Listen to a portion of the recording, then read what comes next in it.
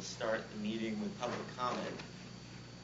I don't see any members of the public here today to offer public comment. So we'll move on to action items. Make a motion that we accept the Second. There is a motion and a second to accept the minutes from our January meeting. Any discussion?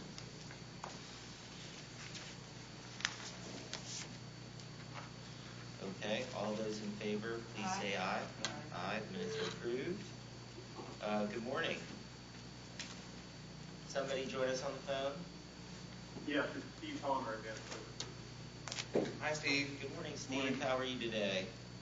Good morning. Thank you. I'm good. Good. We're just getting started with our meeting. This is Ben Diamond. We have Commissioner Beavis, Commissioner Johnson, and Commissioner Wheeler-Brown here, as well as Brad Miller, Alan Zimmett, PSTA staff. And if it's okay with you, Steve, we were going to try to coordinate our update from our state affairs team first because they have a committee meeting they have to go to. Yeah, that's perfectly fine. Okay. Well, Brad, why don't we start with you? Can we talk about the Tallahassee trip? Can we go to number B? I don't think Ray Robinson or Alan Susky's on the phone yet. Is that right? Okay. I don't think they're on the phone. Okay. I'm trying to see if they can. Okay, Robert's calling now, he says. Okay, good. So next week is the Pinellas Regional Chambers planned trip next Wednesday and Thursday, and our planned trip. And I wanted to just confirm. I think Mayor Beavis, you're going, and Ben, you're going. I'm going. And then I think on my calendar, I'm sorry, I think there's a meeting, a coordination meeting coming up Friday morning, I think. Friday morning, yeah. So it's a webinar, right? Or is it actually? I think it's a phone call. Yeah. It's a mental communication of some sort, live, online, or I think. Good morning. Hey, good morning. Robert Stewart here from Ray Robinson. How are you? Hey, good morning, Robert. It's Ben Diamond and the legislative committee here. Good morning, everybody. Good morning. Good morning. I understand you have a little bit of a time constraint this morning, so we moved you up in the agenda. Brad was just giving us, just started talking about plans for our trip to Tallahassee next week. So, Brad, you want to finish that up? Yeah, so my limited understanding of the trip from talking with Travis Norton at the St. Pete Chamber is that, and Alan Susky, is that there will be a reception on Wednesday night. The bus is going up on Wednesday, and then I think some folks might be driving themselves, and then there's a reception at the Governor's Club on, I think it's the Governor's Club, on. What we did last year? Yeah. Like last year on Wednesday night, and then there are planned presentations that they were trying to line up, as I last time heard, with legislators from our own delegation as craft, maybe even leadership of the House and Senate on Thursday. But then, and Robert, this is Brad. What I'd like to just see the committee's opinion. I mean, I'd like to try to see if we could set up some PSTA specific discussions with as many folks as we can, and perhaps even at the Department of Transportation, the DOT. Yeah, I think that makes sense. Robert?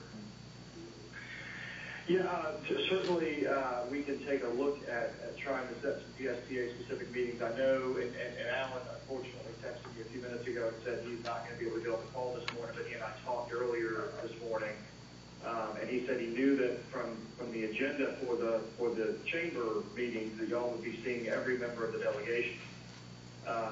So we will do our best to get meetings for PSTA specifically, obviously subject to the busy calendar that the legislature is going to have to deal with. I know they should be on the floor for a significant amount of time next week as they pass their budget, the House and the Senate.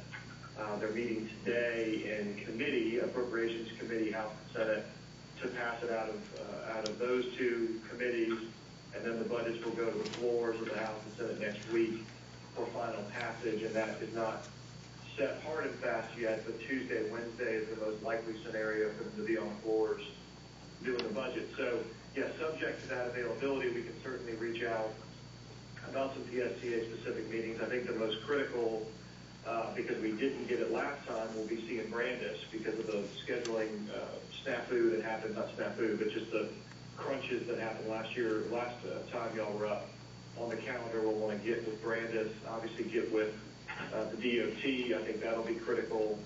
And then any others that we can secure, we will certainly do so, taking into account the schedule both of your chamber trip and the legislative calendar.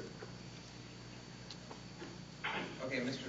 Chair and Robert, maybe just segue into the discussion about our number one priority, Clearwater Beach TIA Express, and give us an update on that, and then maybe give any advice on how we might move that along as best, based on what your immediate knowledge is of what's going on up there in Tallahassee. Yeah, no, happy to start with that one. The reality of the Clearwater TIA appropriation request, and Alan, I know, has met with Senator LaFalla about this, and has communicated it back to me about the status.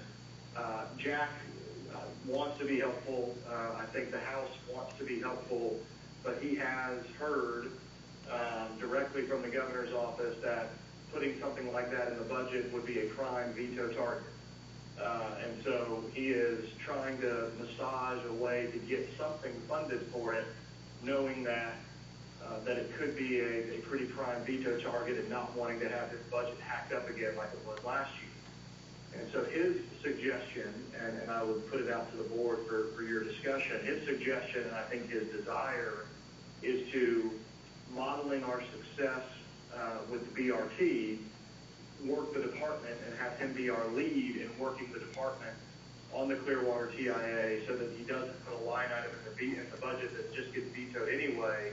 And if it's vetoed, we would not be eligible to go for state DOT funds for the fiscal year, because it would be a legislative appropriation that the governor vetoed, and the DOT would be able to work with us on it at least during the next fiscal year, which would have been the time when it was vetoed.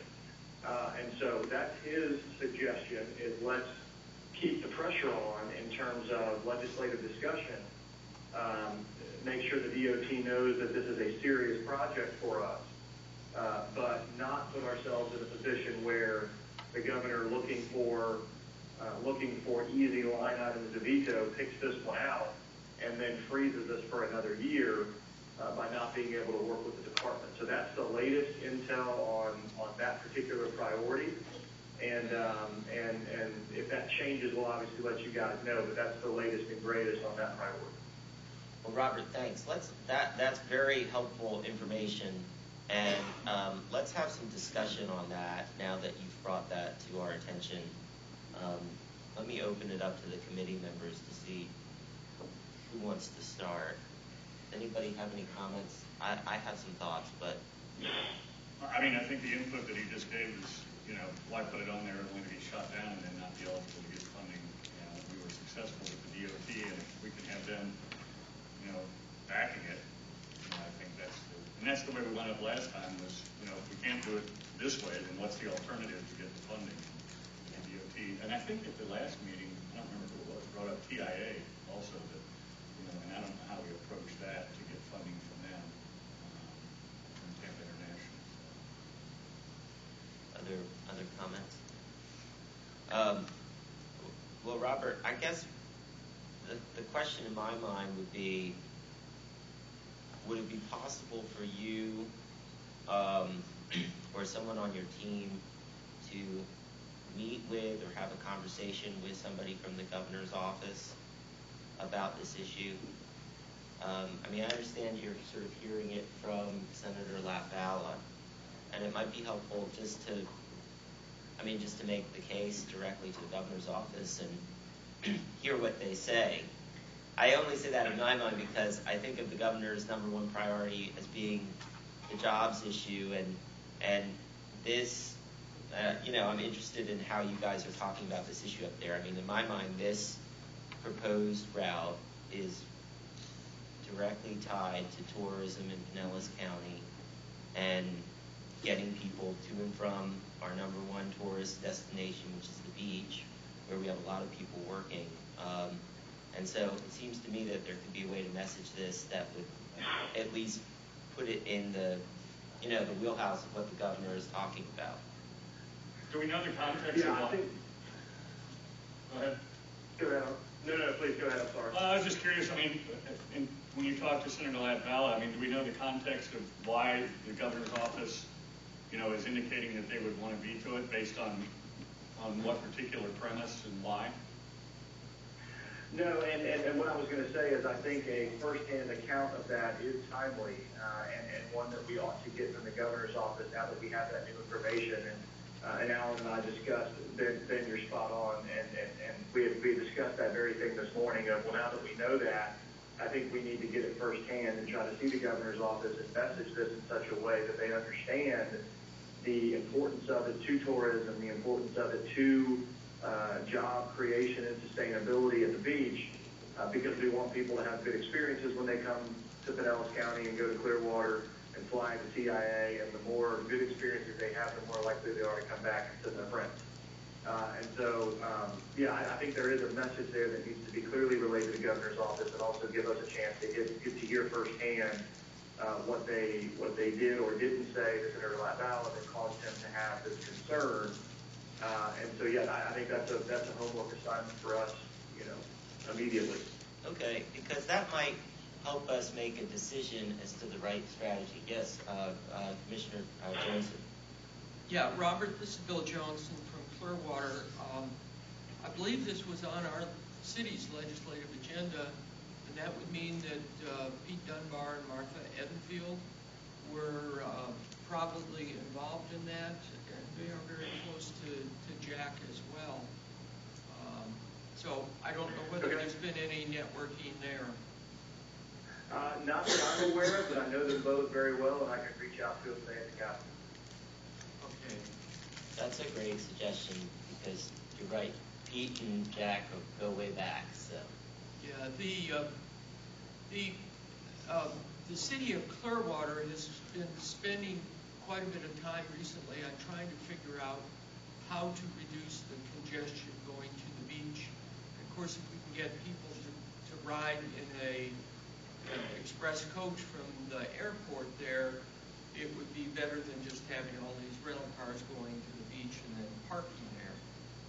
So that's sort of part of the strategy. We have heard from some of the hoteliers that are investing big time that they are concerned about the travel time, and this is one of the solutions. Plus, TIA is saying they need to get vehicles out of the airport, and by consolidating in a bus would help their issues.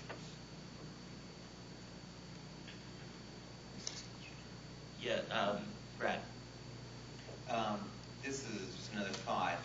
In addition to speaking with the governor, taking a page out of our federal process, Robert, what do you think about if we are going to go down the road of working with the DOT, like we successfully were able to last year with the Central Avenue BRT, what do you think about a joint letter that we would circulate maybe when we're up to there next week and get the entire, I think we could possibly get the entire Pinellas delegation to sign, I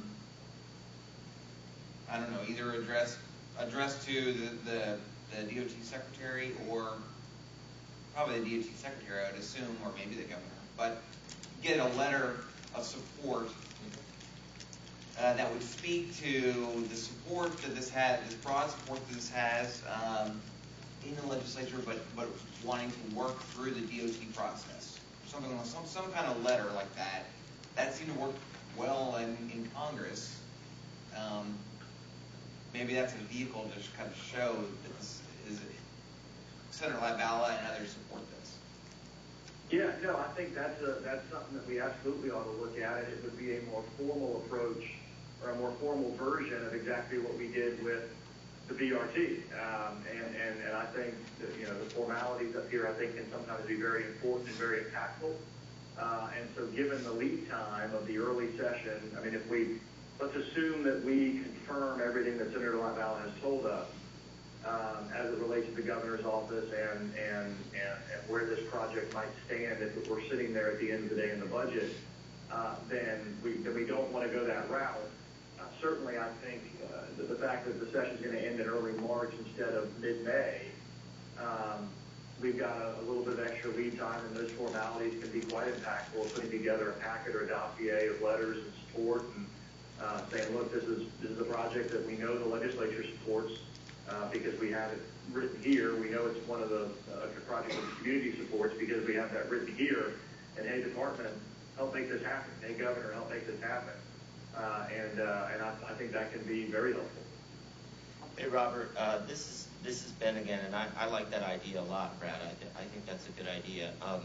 But just going back to for a second to the first stage, which we're talking about, which is this conversation or meeting that you guys are going to try to have with the governor's staff on this issue, and to sort of echo what Commissioner Johnson was saying from Clearwater, I think it's very helpful that you all educate the governor's office to help them understand that this is not just a PSTA issue.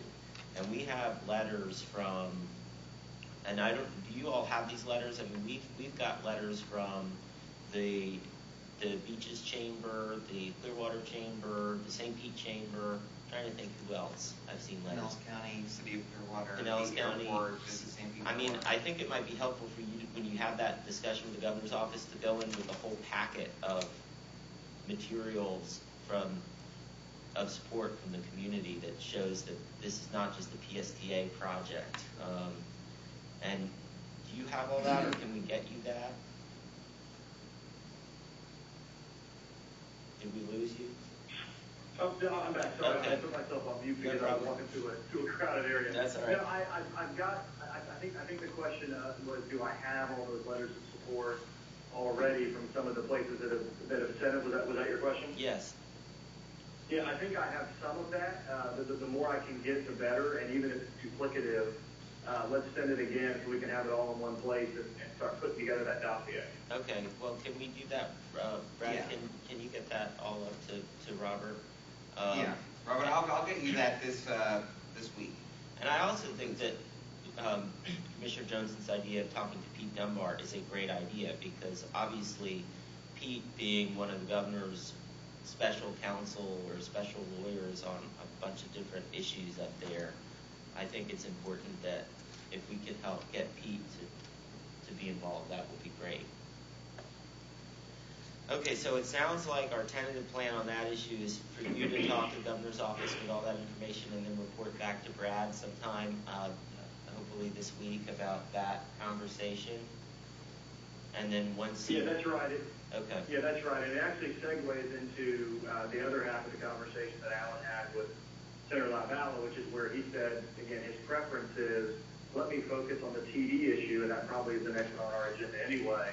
Focus on the TD issue, get you as much money as I possibly can for a quality study that ends the way you want it to, and then also repurpose some of this money, try to bump up the TD money to fill some of those gaps that we know you have, and have the study obviously lead the legislature in a different direction potentially next year. So that's where he preferred to put his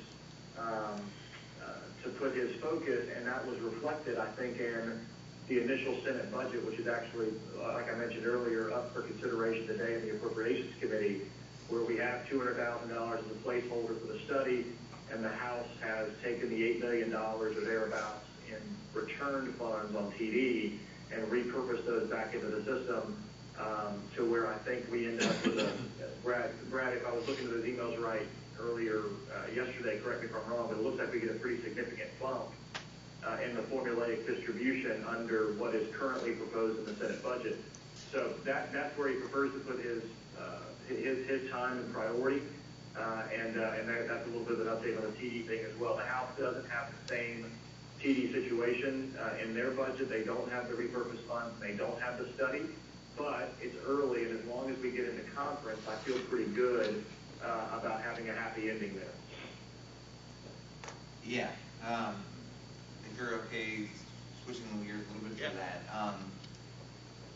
So our number 2 priority is this was transportation disadvantaged, increased transportation disadvantaged funds, PSTA.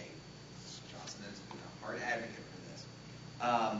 When we were up there in Tallahassee a week ago, we talked with the legislators, and there seemed to be maybe a strategy emerging amongst them, or support for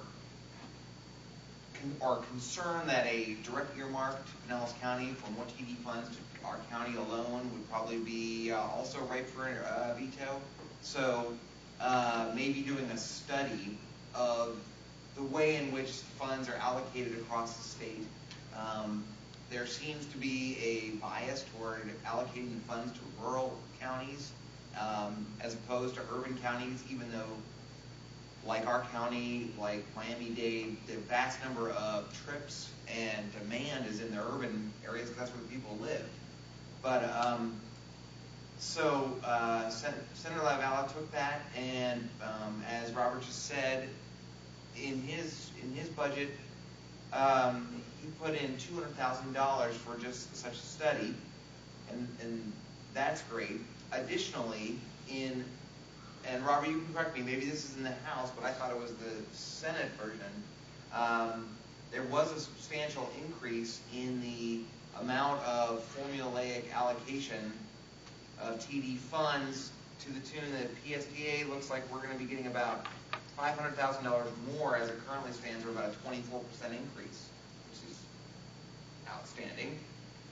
Additionally, as Robert said, there's this issue where funds are returned by certain communities, not Pinellas, but other communities, back into the state coffers, and then questions in prior years how they're reallocated. This year, there was $8 million, I guess, returned from last year across the state, and I thought it was the Senate has a plan to reallocate that. That $8 million, that's over and above the money, the 24% increase, is my understanding. The Commission for Transportation Disadvantage sent out some emails, and I really don't understand it, Robert, maybe you do, how they are setting sort of regulatory decisions based on just one body of the legislature making their budget requests, but they are. They're sending these emails out, and they split the $8 million into half and half. $4 million off the top goes to just rural communities, $4-point-something million, and then the other $4 million is 2 discretionary competitive grant programs that they've come up with. I saw some emails that the Florida Public Transit Association and the other urban areas are kind of concerned about this. How does it all just get earmarked to the rurals? And we have to kind of have a Hunger Games amongst the urban for the other piece. So I don't know exactly how that's going to shake out, but you know, I think it's really successful, or we're being heard. But again, it's going to come down to the details with this Commission for Transportation Disadvantage and how they interpret, or how the legislature advises them on the allocation. That's really kind of the goal, or at least in my mind, of what the study would produce. Maybe some more defined direction for the Commission to allocate the funds in the future. So it all looks very positive in general, and this is something we're tracking very closely. Commissioner Jones? Hi, it's Patty. We, Hey. Pinellas Park Chamber and City were in Tallahassee yesterday, and our first meeting was with Jack. It was at Ron Go's office, and we discussed all of the things that we've just previously discussed here, but Jack is still very, very much wanting to do the Tri-County thing. He wants to put Hillsborough and Pinellas together so that we work out all of the transportation from the airport here and the problems that Hart's having and the problems we're having. He really thinks that he can push more money our way if he pushes it to more than just Pinellas. If he can say, I have a Tri-County, I'm going to push the money that way. When I gave him the figures that we were walking around with week before last, or last week, whenever it was, I'm so confused, he was amazed that we had managed to do that. And he immediately started sharing those figures with other people. So those were important. I hope the rest of our committee got those figures. What figures are you talking about? I'm not sure. TD. Okay, go. She spoke about them at the board Oh, meeting, at the board meeting, where right. we have almost four times as many trips provided as Hillsborough Oh, County. right. Okay, so, I think you asked for it to be distributed. Yeah, I don't think I've seen it yet. But. okay, well, we provided 2.5 million plus trips. Hillsborough provided 650, approximate figures for TD. And I was in a chamber meeting this last Friday on economics, and P-Tech was there, and since Brad, they just thought you were awesome, wonderful, and they didn't know what to do, because under TD, they're getting those passes so that they can get to school and to jobs. And Bella was also very interested in that, both Chris and Jack. And I think that when we can show them we're doing more than just running around the city, that we're working with the other agencies. They were interested when we said names. When we said Park and U Park and JWB and those things, they tuned in. So if we can keep that up somehow with your letters and people, how we're using their money to impact the people that they care about, it makes a big difference. So. Other comments on this issue? Robert, any other comments? No, on the TD issue, I think we've got it covered. There's still a long way to go before the final written budget and proviso is in place. So we'll keep an eye on it, and as we learn more about what the TD Commission is trying to do, we can try to direct the legislature to make sure that they are fairly redistributing funds or fairly distributing the increase in funds. But I think that can all be done kind of through the budgetary process between now and the next few weeks. So on that topic, I think as far as I'm concerned, we've got it pretty well covered. Well, that's great. I think it would be good, Brad, if you can make sure that the information Patty brought up before is sent around to everybody. And also, I'm kind of interested in seeing more information about the allocation disparity between urban and rural areas from the commission. I don't know how we can get that. Robert, do you have ideas on that? I guess that's the whole purpose behind this study. So I wonder if there's anything in the, anything up there on that issue. I can certainly look, Ben. Off the top of my head, I'm not sure, but I can certainly look. Okay. I can try to put together what I've got, but does the commission have a staff person in Tallahassee? They do. Yeah. They have a staff that we could try to get some information. My concern is that it's not in a very digestible format, but we can try and see what we can get. When you hear about, when you know the need in places like our county, and you hear about money that's being returned because it isn't being used, it just boggles your mind. Yeah, Bill. Do we know if there's a member of the commission for TD from Pinellas County? There used to be a member. There There's not, my understanding is there's not. They are a group of like 18 governor, gubernatorial appointees. None Yeah, from- but it used to be one that resided here in Mills County. I don't remember his name. It's back when I was chair. They met, they have their meetings maybe quarterly around the state, and they had a meeting in Clearwater Beach about a year or so ago, and I went to it, and there was nobody from Pinellas there. But that might have changed. Well, you guys are going to get tired of me as chair of this committee, but I think we should look at who's on that commission, and I think Bill's making a good point. I mean, we can look at the makeup of the appointees and see if there's anybody from our region on the commission to help us. I think that's a great idea. Or find other areas that are getting shortchanged and tired and team up with them to approach their Right. members. Okay, well, that could be like an ongoing project that we can work on through, not just through the session, but after the session. So that sounds like Hey, yeah. Hey, Mr. Chairman, I hate to jump in. I've got to walk into a meeting here in just a moment. Was there, and I don't like being brief, it's just that time of year. Sure. Brad, Mr. Chair, was there another topic we wanted to discuss with open carry? Yeah, can we talk about that briefly, Robert? I know you got to go.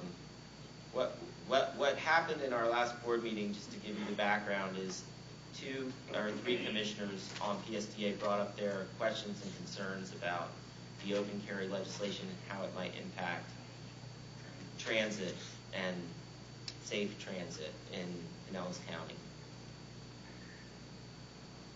And Yeah, well, here's a quick update on the bill. I can give you that, at least as far as I know it. Last night, from about 6 p.m. to 9:30 p.m., the House dealt with the second reading of the open carry bill on the floor. They went late last night. They had a series of amendments that took forever to get through. The bill is now teed up and poised for passage on third reading today. It'll pass on a party line vote. They even added in there that legislators who have a concealed carry permit are now allowed to carry their weapons into legislative meetings, which ought to be interesting to say the least. It'll make me a little more nervous when I stand up and testify. But here's the situation in the Senate. The House is probably going to pass the bill. In the Senate, there does not appear to be a willingness to pass the full open carry bill.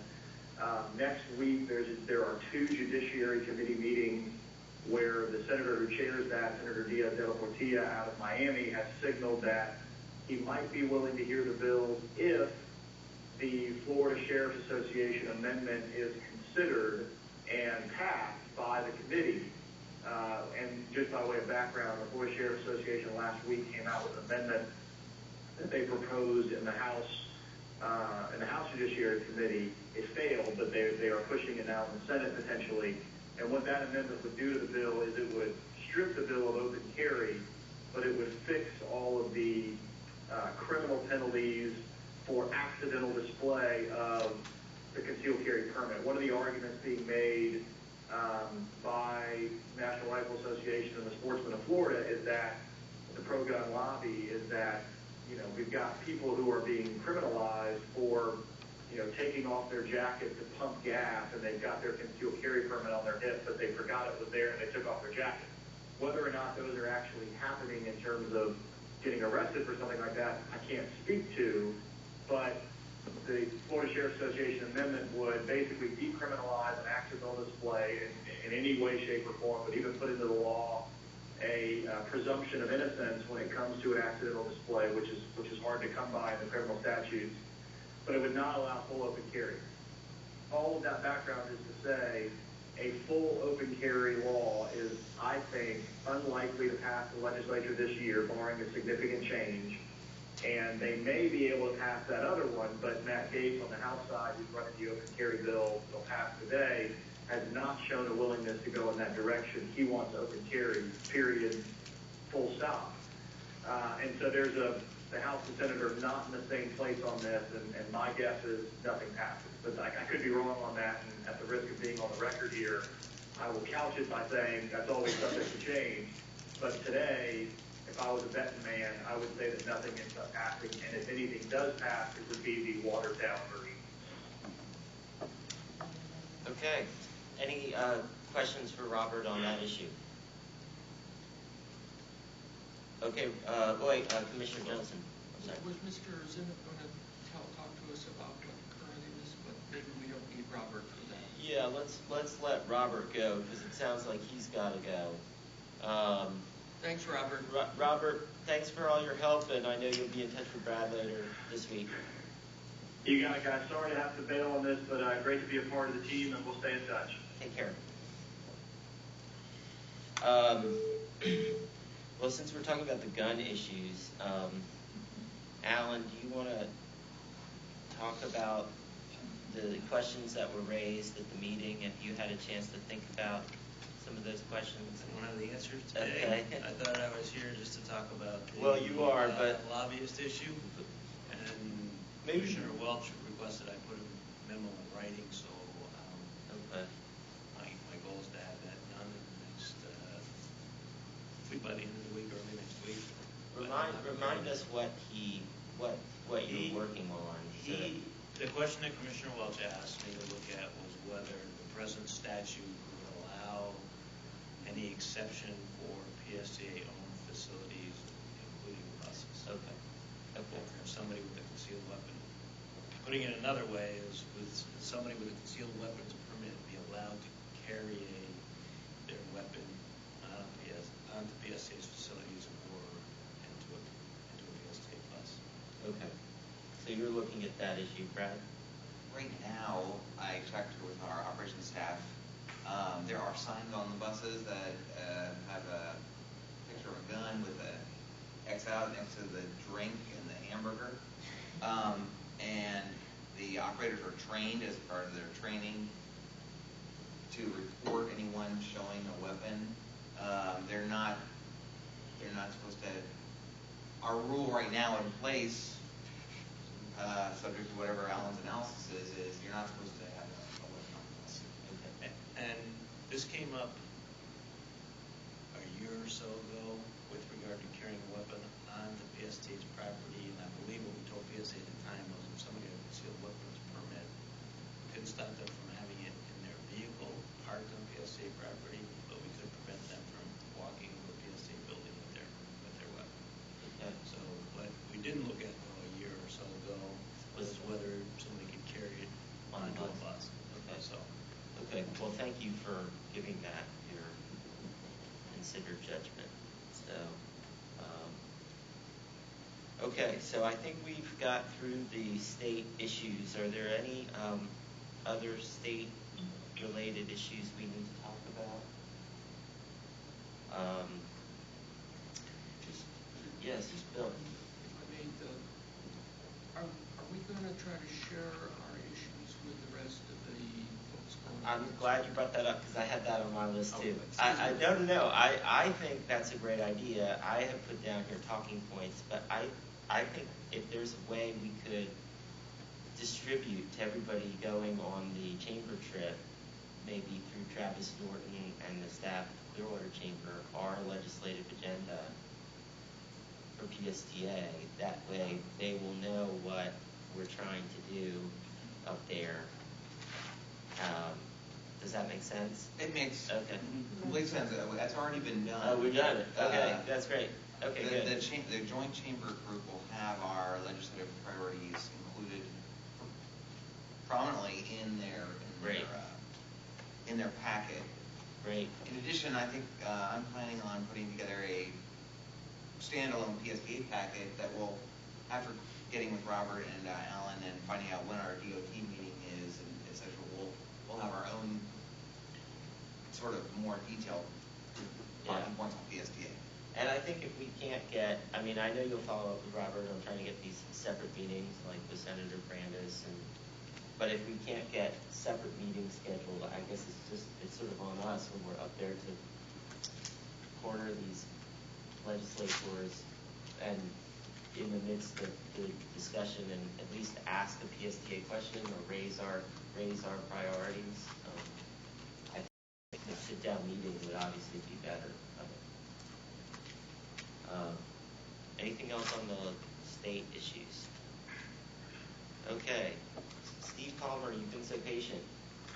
Not a problem. Thanks. I'm happy to be here and listen in. Well, it was great to get to meet you in person last time. Thanks again for coming down. Oh, absolutely, absolutely. And before I start, I'm going to be relatively brief today because Congress is still getting organized. I want to mention that Harry will be attending the February 24th board meeting, the full board meeting, not the legislative committee. Unfortunately, I cannot be there that day, but he will be there representing Van Struck Associates, and we'll be able to talk about the federal agenda with the full board. Great, so, thanks. On the federal side, Congress is relatively quiet. Congress has organized the State of the Union happened in mid-January, about a month ago, or 3 weeks ago. Congress has started with some relatively, well, there have been non-transportation issues. You know, when any legislature enacts a big bill like they did the FAST Act at the end in early December, they tend to shift their focus to other issues. And the transportation committees have started focusing on the Federal Aviation Authorization Bill, which is another multi-year bill that they're trying to deal with. Has no effect on PSTA, but I just wanted you to know that the people, you know, Chairman Bill Schuster and others, people that we've been working with and talking to about transit issues now have shifted their focus over to aviation issues. The real focus in terms of federal transit issues right now, and we have touched on this at the last legislative committee meeting, is implementation of the FAST Act. I was at a meeting on Monday with FTA Administrator Therese McMillan, and she said they are really focused not only on the rulemaking issues, trying to get those out, but on trying to get the notice of funding availabilities out as quickly as possible, both for the NOLA grant program, which is a PSTA priority, as well as the bus and bus facility discretionary grant program. So formula funds will continue to flow as they have in the past. The 5307 and other formula funds will go to PSTA. But these two grant programs now, the FTA is working hard to get out the notices that funds are available so that we can work to submit grant applications for those. The other major significant activity that is coming up soon is the President will be submitting his last budget request to the Congress next Tuesday, February 9th. That, you know, obviously in the big picture is not going to be something Congress is sitting on the edge of their chair with bated breath waiting for, but it does affect PSTA and indirectly by the FTA Small Starts program. That will be the opportunity for the President to put other projects on before the Congress. The Central Avenue VRT will obviously not be among them because we're still in the process of getting approval from FTA, submitting and getting approval from FTA.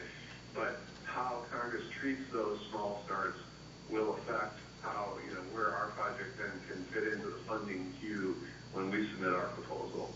So we will report to Brad and the board next week on what the budget proposal contains and how we anticipate that it could affect PSTA in the coming year. And that's really it. There's really not been a lot of transit or surface transportation activity that we can report on, but I'm happy if there are things that you've heard about or want to ask about, I'm happy to answer any questions. Okay. Any questions for Mr. Palmer from the committee?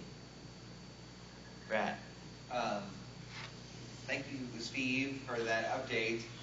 Pretty amazing that you had a meeting with Ms. McMillan on Monday because I met with her, or I saw her on Sunday here in Florida. So she gets around because we were both on a panel together at the Southwest Transit Association in Phoenix. Oh, okay. Okay. She went from Florida to Phoenix. Yeah. She did say, she announced at the APTA meeting that I was at that I think she said there's a record number of transit projects like our Central Avenue BRT in the quote-unquote pipeline. I think 66. I think she said said 66 projects currently in the FTA pipeline, which I guess our project's not even in the pipeline until it enters project development, which hopefully will be in the next month, and then we'll be the 67th in line. But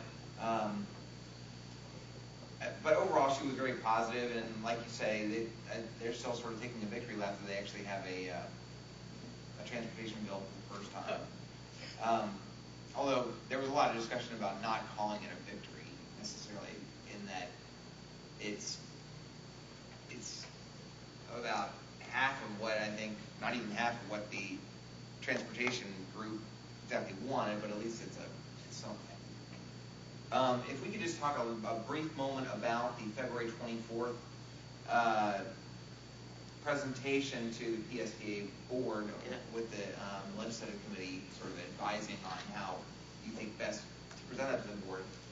My thought was generally to have Harry Glenn come and introduce himself to the members that are not, who haven't served on the legislative committee, and then give essentially a similar presentation to the one that Steve gave last month about the transportation bill, or the FAST Act, and what it means for PSTA, and talk about the additional bus funding that was included. We would maybe recirculate the letter that we sent that all signs point that had an impact on that, or we had a joint delegation signed letter, and then just run through sort of our legislative process, our priorities, the BRT, and monitoring this FAST Act implementation. I think that makes a lot of sense. What does the rest of the committee think? Yeah, I think the presentation that they made to us would certainly be well received by the board, for sure. Yeah. Is this related to the question? This is sort of saying, we're spending money on a lot of the kind of information to provide, not so it demonstrates product from the investment organizations. I think so. I mean, and the It's transparency of it. more information and, Yeah, I mean, I think, that question has come up. It came up at the last meeting. Commissioner Scott raised it, I think. I mean, I think partly it's an opportunity for the rest of the board, as Brad said, to see the work that Steve and Harry are doing, and to ask questions directly with them. And we're not just operating in a vacuum. Yeah. Steve, I had a question about on the FTA implementation, the grants that are going to be available for buses and for the NOLO funds. I mean, did you get a sense from talking to Ms. McMillan when that whole process starts? There wasn't anything specific that she said, because the way the Federal Transit Administration works is they will put together their recommendations. It has to go to the Secretary's office for review, and sometimes it even goes to the Office of Management and Budget at the White House.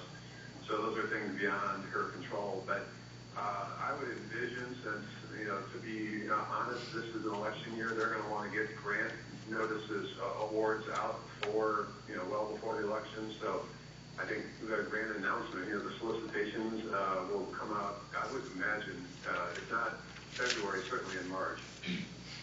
Well, I mean, one thing that I think I'd be interested in terms of, I don't know if Harry doesn't have to do this for the board presentation, but we have all those slides. We've done a lot of planning on slides in terms of our bus purchasing and spreading out our bus purchasing over the next, 8 years? Yeah. Is that right? And it would be interesting to think about, I mean, obviously we don't know, but when might be the earliest year that we could apply for, or, make an effort to get some of these federal dollars? Yeah, I think that's a key, is obviously to try to present what Congress did and drill it down to how it impacts PSTA specifically. So we'll definitely try to do that to the best we can.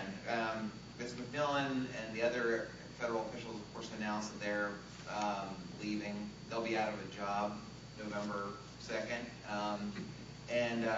So they said that they have this whole plate of regulations that, or rulemaking that they want on their docket to get done by the election. But this one is, since it's got it's money involved in the recently approved FAST Act, and how that money gets allocated, it's on the top priority. Maybe they'll have the rules out, or an interim rule out, like he said, in March, and then we could make application, and maybe they'll, I don't know, an award in the summertime probably, if it's really on a fast track. But so Steve, anything else? No, that's it, Mr. Chairman. Thank you. Okay. thank you. Thanks. You know so much about these issues. It was really neat to hear your talk last time in person. So we appreciate again you making the trip. Well, thank you. I'm happy to come down anytime too. Thank you. Okay, great. Well, Steve, we'll let you go, and I guess hang up the phone because I think we're done with the phone part of the meeting. Have a good day. Thank you very much. Bye-bye. Anything else we need to talk about for federal issues? Okay, let's move on to discussion item F. So at the board meeting again in January, this issue came up about an understanding. Commissioner Eggers asked our committee to look at, or to again speak with our council about our agency's legal authority to expend funds on lobbyists. And Alan, I understand you've looked at this issue before and advised the agency before. Can you kind of summarize your thoughts on this? Sure. And tell me if I'm getting too detailed. We all have our copies. But I know you have, the board has heard from Mr. Rask on a number of occasions, both by email and verbally at the meetings. And so I want to make sure you're comfortable and you understand how I came to the conclusion that PSA has the authority to hire a lobbyist. So to do that, first we start with the special act. The special act grants the PSTA board the authority to enter into contracts. It also gives the board the authority to exercise all powers necessary, pertinent, convenient, or incidental to carry out the purposes of PSTA. And that language, to me, is extremely important. It's very broad. There's also a specific list of powers of the board, although it says in the special act that they're not intended to limit PSTA powers. And it doesn't mean that's all the powers that PSTA has.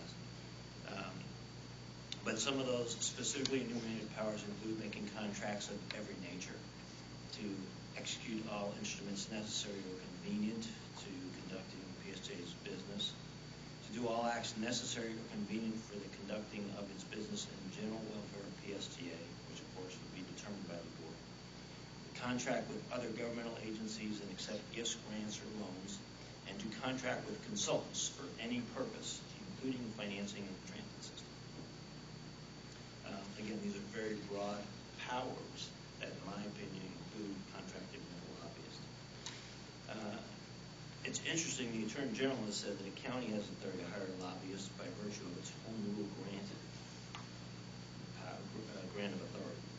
That home rule grant says, and I'm quoting from the Constitution, the governing body of a county shall have the power to carry on county government. That's all it says. The Attorney General interprets that language to say a county can hire a lobbyist. If I take that opinion and apply it to the language of PSTA's special act, which gives you the authority to exercise all powers necessary, pertinent, convenient, or incidental to carrying out the purposes of PSTA, you have the authority to enter into grants, you have the authority to hire or contract with any consultants for any purpose that you believe is in the general welfare of PSTA. To me, clearly, if a county can hire a lobbyist, PSTA can hire a lobbyist. The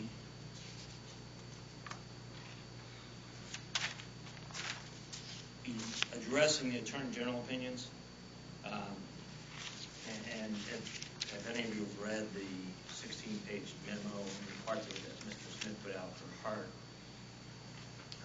I agree with his description of Attorney General opinions.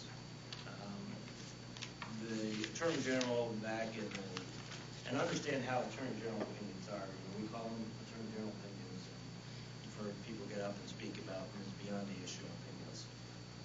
That's not the way it works.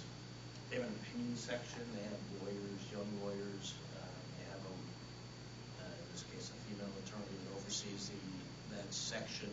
They issue the opinions. So what happened back in the 1970s, they got confronted with a case or an opinion request for the Hillsborough County Civil Service Board, I believe it was for some very specific special purpose district had very limited purposes, and they found that special district didn't have the authority to hire a lobbyist. That has essentially been the opinion that they cite in every opinion afterwards. And their opinions are very conclusory. They don't cite their case law that they do cite occasionally doesn't really support their ultimate conclusion. Frequently, those cases are really on a different subject matter, and so they just keep referring back to this 1977 opinion without giving any reason as to why special districts are treated different than a county or city, and why when special districts are given broad powers like PSTA is to basically enter into contracts for whatever nature that PSTA believes is in the general welfare of PSTA, that does not include entering into an agreement for a lobbyist. Interestingly, the Attorney General has said that a special district like PSTA could have Brad Miller or an employee. You could spend money on an employee to lobby, in specific instances. So if that's the case, what's the difference between spending money on somebody who's an employee of PSTA and spending money on a outside consultant when you have the authority to enter into contracts with a consultant to perform any functions or in furtherance of the general welfare of PSTA? So I find the AG opinions not persuasive. They are not binding. And in this case, I think they have essentially self-perpetuated an opinion back in the 1970s that is not necessarily applicable as you look at PSTA Special Act. And so I think, as I said before, PSTA has the authority to lobby. We did argue it in the litigation that Mr. Rask brought some years back because he did challenge the Gray Robinson contract, but the court never reached that issue because the court found that he had no standing in criminal litigation. He cannot challenge PSTA's expenditure of funds. So we never got to that a substantive determination on that issue by the court.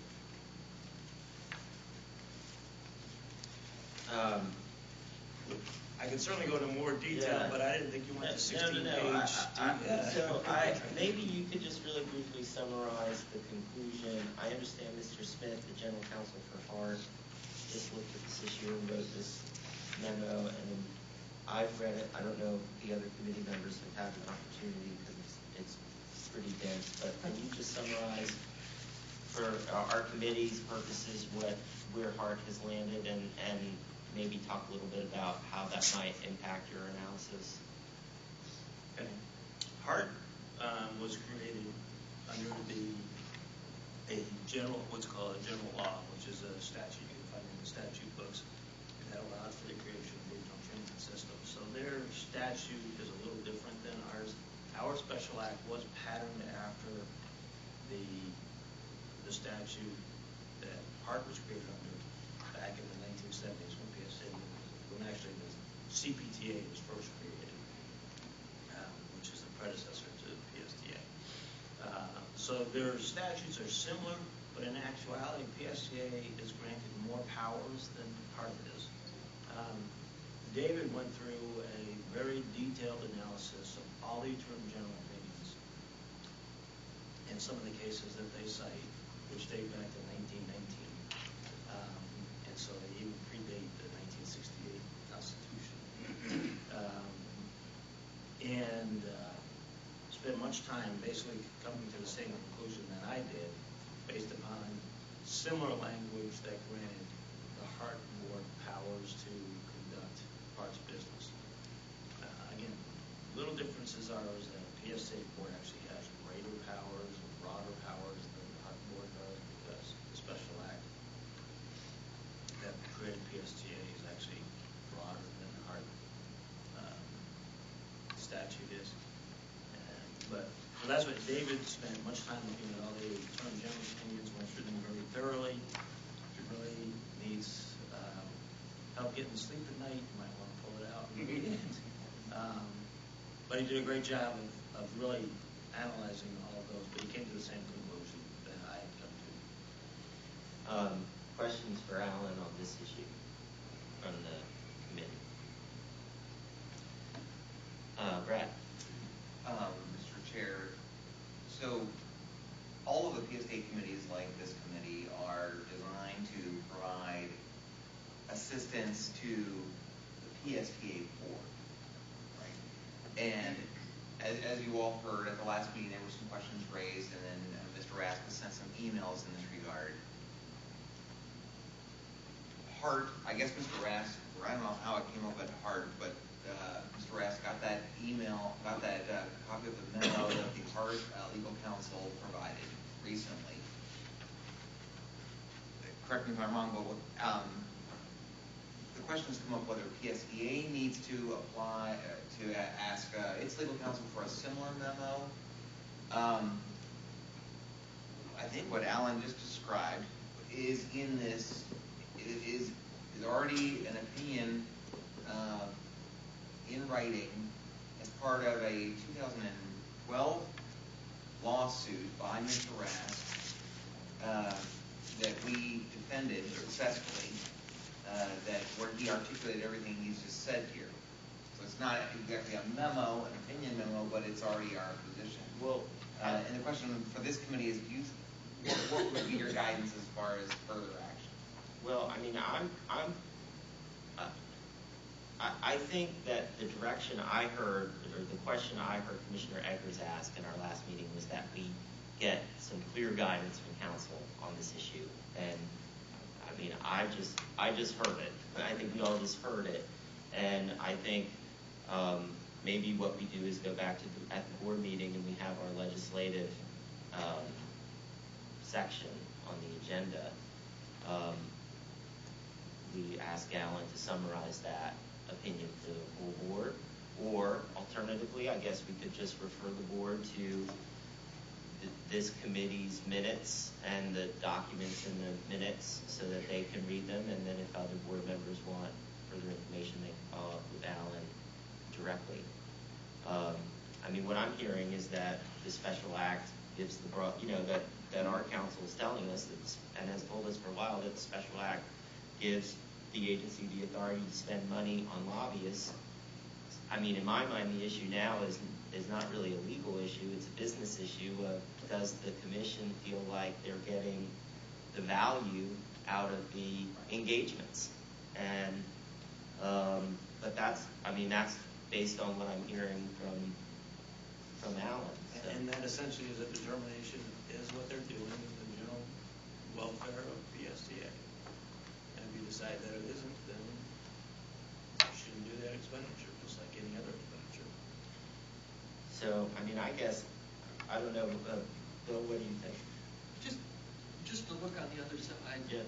The downside of asking Mr. Zimmerman to prepare an opinion as requested by Mr. Rask is the cost of time to do that. I'm trying to. Yeah, I mean, I guess that's a question. I mean, if we were to ask you, Alan, to, I mean, I see you made these arguments in this memo that you referred us to at the board meeting that was filed in that lawsuit. I mean, when this first came up, Brett and I had a brief discussion about it, and we thought, well, if we shared with the board the materials that we provided to the court, that would kind of address the issue, but obviously it hasn't. The issue has not died. Well, it won't die as long as. Well, and it probably won't die even if I issue an opinion. Well, I guess my view is, and everybody may have a different view on the board on this. I mean, my view is that the same arguments I just heard Alan make, or the same rationale is expressed in this memo, and is similar to the rationale that David Smith makes, though it's obviously a different entity. So, I mean, I guess we just need to decide whether it makes sense for us to spend the money for Alan to then convert that pleading into an advisory memo to the board when he's sort of orally advised us of his opinion. And I don't know how attorneys' opinions, what they have to go through to come up with an opinion. My question to Mr. Zeman is that something that he can do in 15 minutes, or is this a 16-hour work? It's probably a 2 to 3 hour job. Patty? Not being an attorney,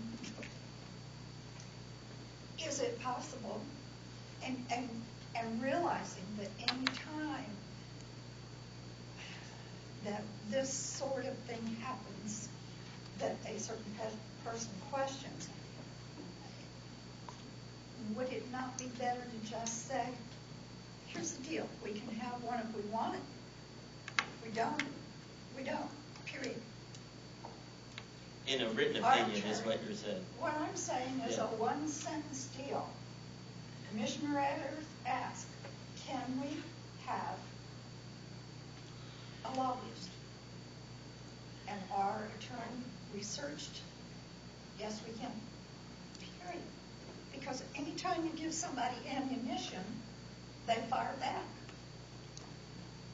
And that has been something that's been going on for how many years, Brett? Well, it was actually 2013. Is the assertion this time any different than it was last time? No. And to the point, all this stuff that we've just heard, this has already been argued and answered. I don't know if quote an opinion, as you said, but it's already been regurgitated before. Why? This is the same. I don't know if it's like you just said, a letter that just says, this is the same argument that was made in 2013 that the court heard, and here are the arguments, and we still feel that we have the right to do it.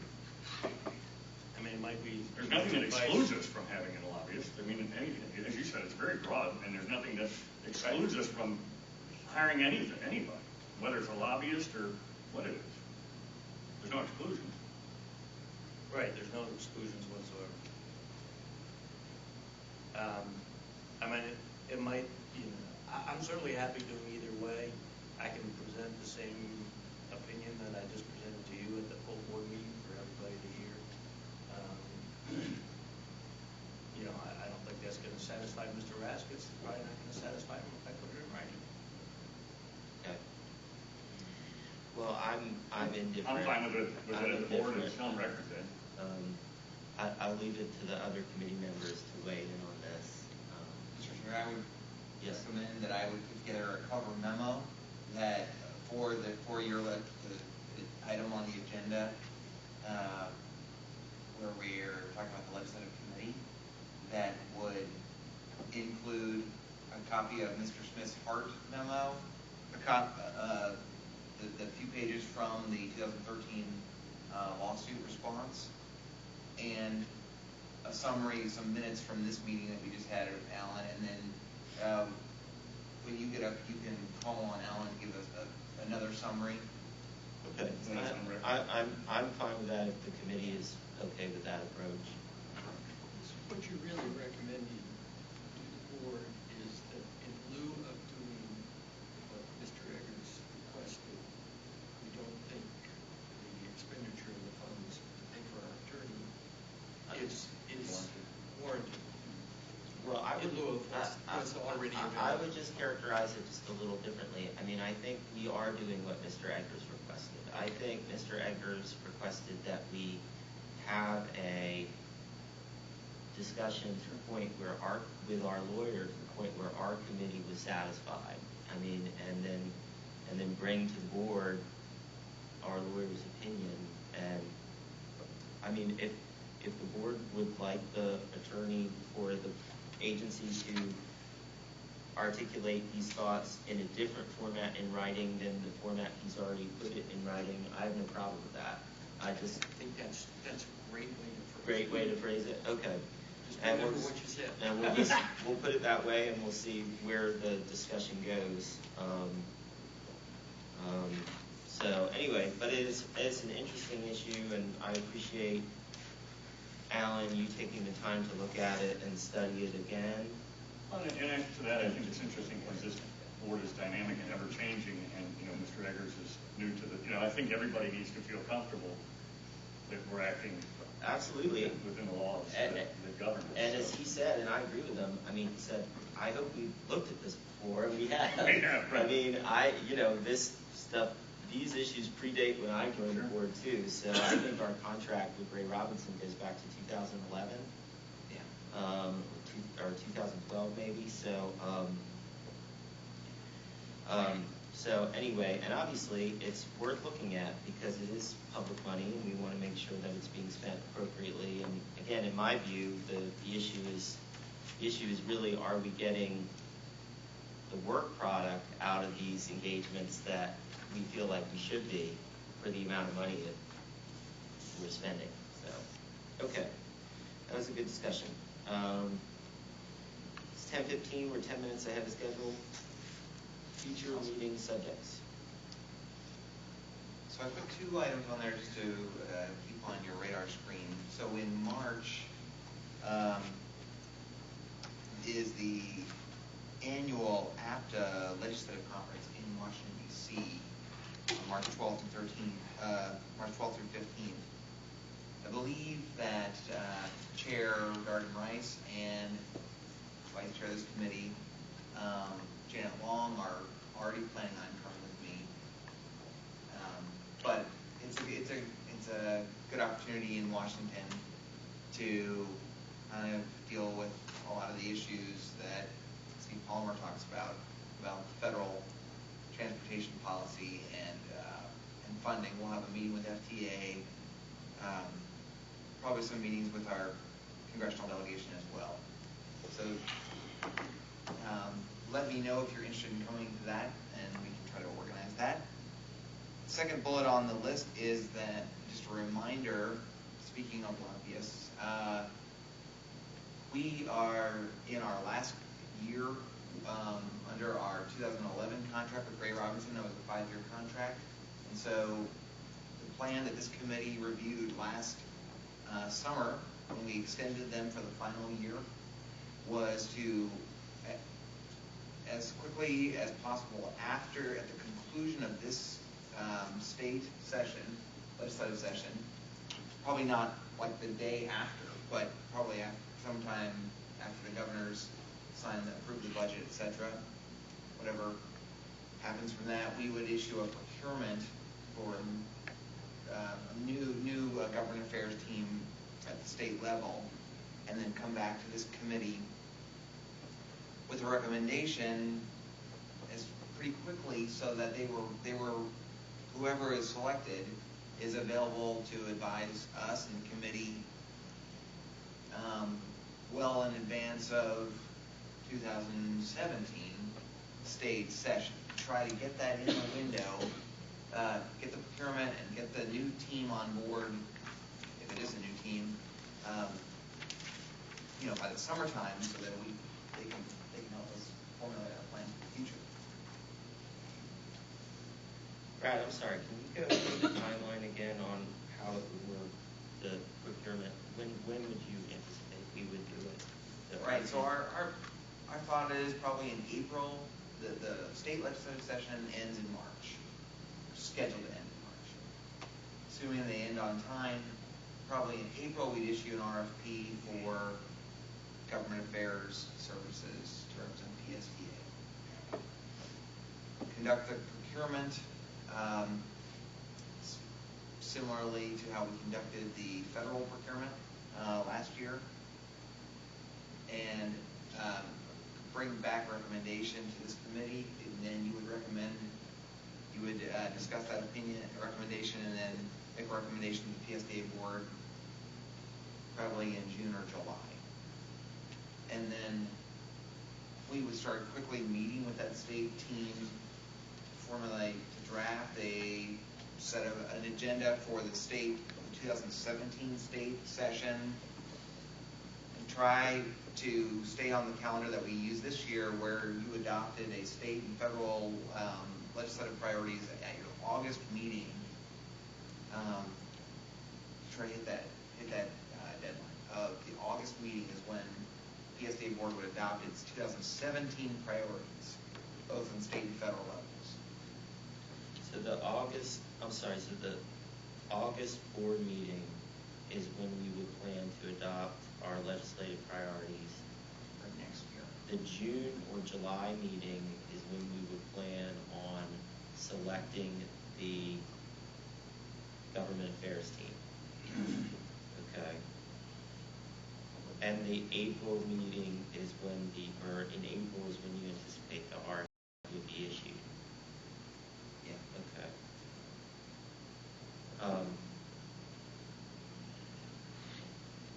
Okay.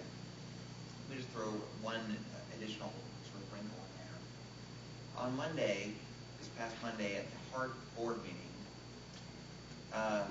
they had a robust discussion about their legislative success or what's going on in Tallahassee, and the board members expressed concern about their priorities. Their number one project it's also on our list, is the Regional Fair Box project, and it's also not in the budget, despite their meetings and lobbyists working it. And they have concern, their board expressed concerns about their ability to get Senator Latvala to support them and their projects. Like Commissioner Johnson just said, he has maintained his position that he would favor a merging of Pinellas and Hillsborough together, and that he's reticent to support their projects until some progress in that is happening. So their board asked their CEO, Catherine, and she asked me to ramp up the number of meetings and discussions that PSTA and HART have together.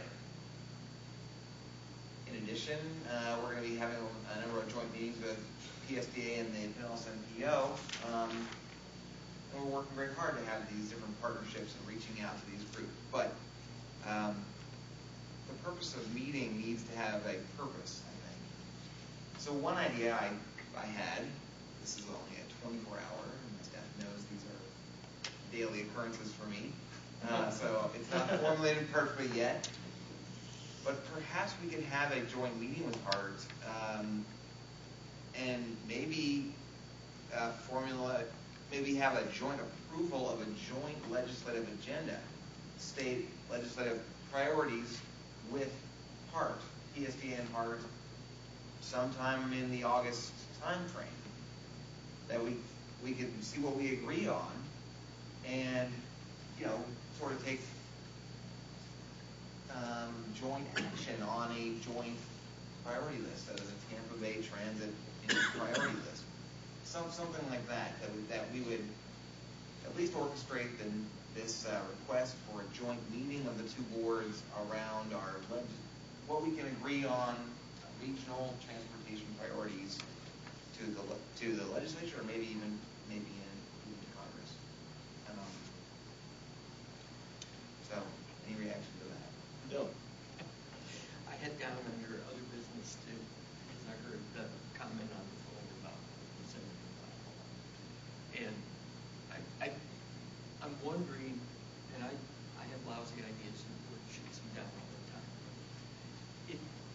In order to respond to Latvala, it seems like we need to understand more of the challenges of doing that merger. To me, the major challenge of doing a merger is how we would fund from two counties' resources or three counties' resources and allocate that funded differently.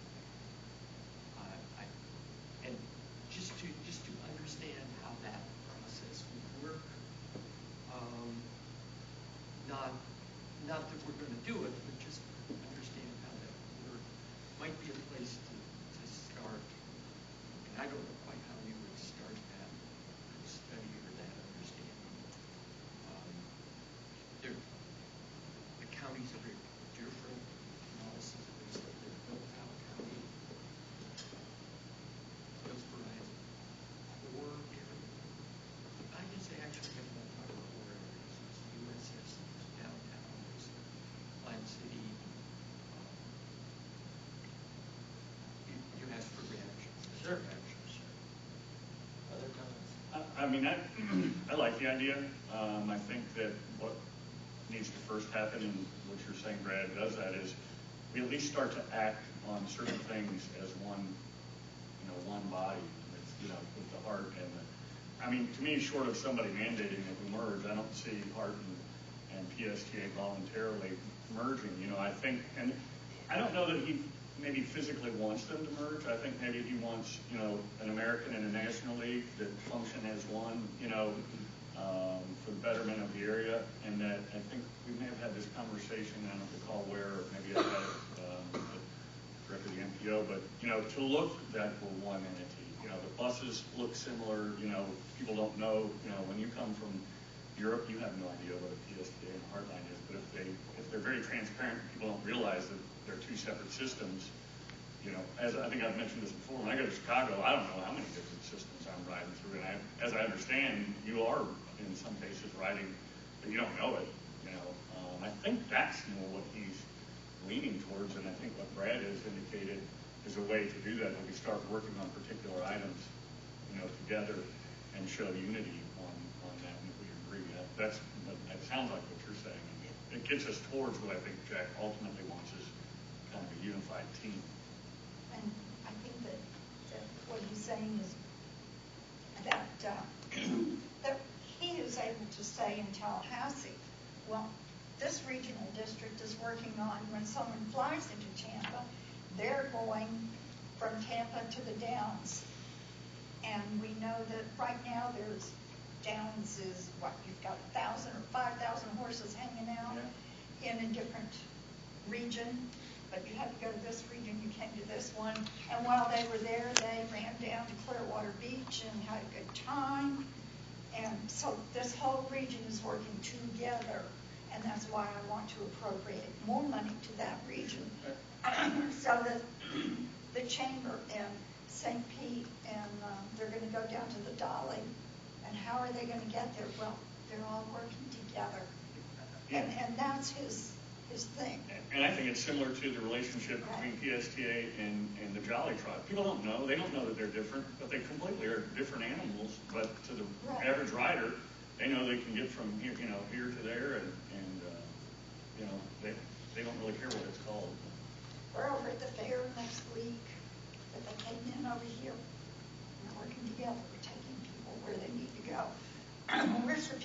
We are supporting the entire region by being able to transport people to events and places they need to be.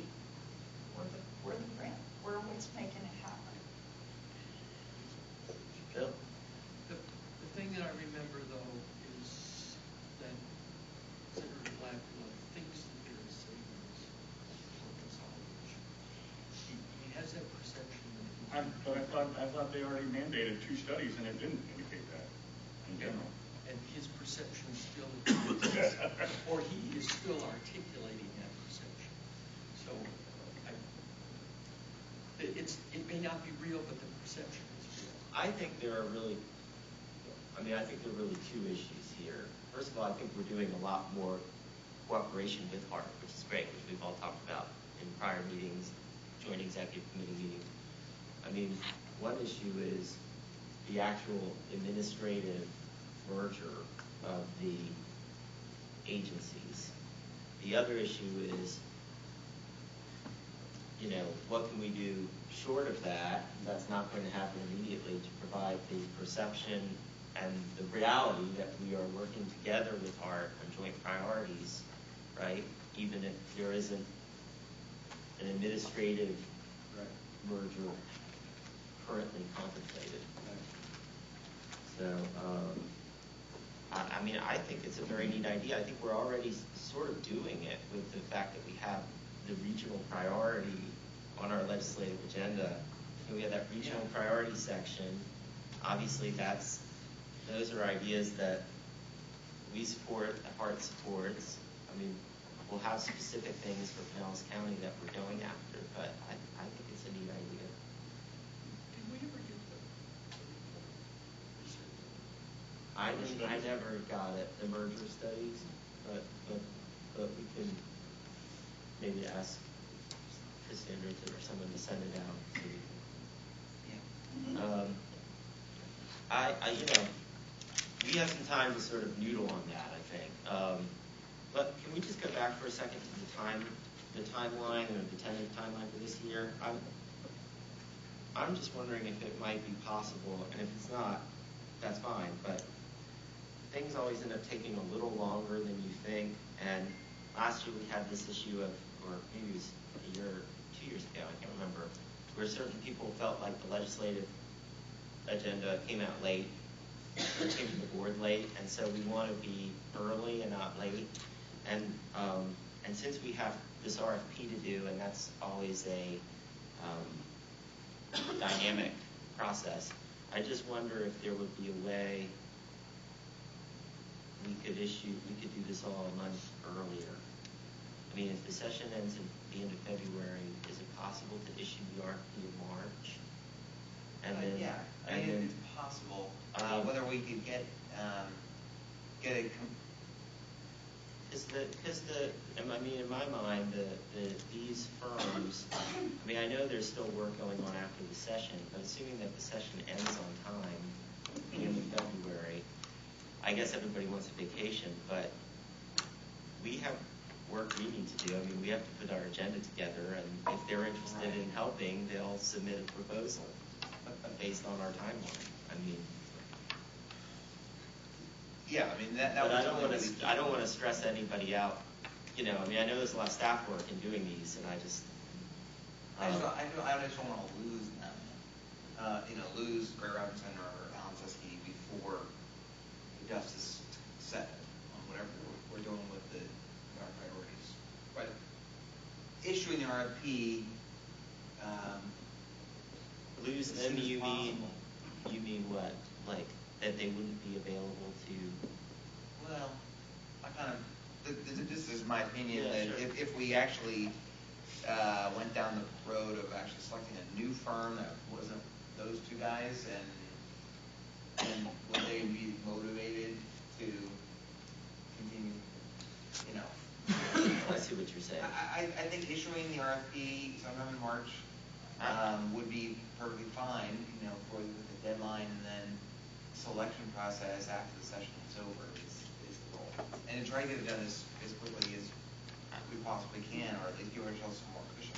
I would just rather move everything up a month, because then we would have more time with whichever firm or firms are selected to put together our agenda, and not, the summer is a time when people are taken off on vacations and, hard to reach, and so I'd rather leave us as much time as we can. So I don't know how anybody else feels, but we tackled this issue last year with sessions. Maybe this is why the legislature was set up, maybe by the lobbyists, so that no one can ever find a time to switch to compete them. I don't know. And we're not, we're obviously not in this meeting making any decisions about anything in terms of selection. We're just trying to decide on the timeline that makes sense. So Mr. Chair, next year's legislative session will be later. That's true. Because of the election. That's true. So we're not going to be under this compressed thing where they start again in January. But I guess they do go back for committees before the, Yeah, it'll be after after November versus August and September. Right. Yeah, that's why we were in this. Yeah.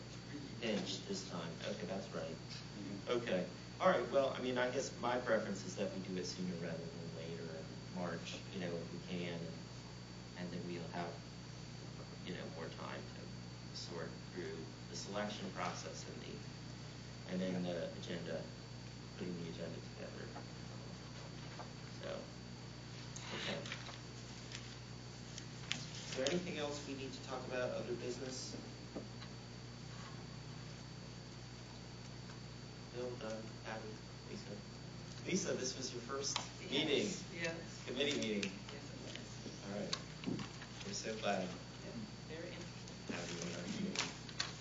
Okay, so I guess with that, we'll adjourn. Yep. You're going up? What's that? You're going up? Well, that's what, yeah, I was gonna ask, and I think I heard this, are we gonna get packets? We are. PSTA legislative packets? It's already out. Okay. They've already sent them out to the people going on the trip. What I heard. Yeah. How will, so, we're going to add to that because Distributing our it. National Association of Transit company,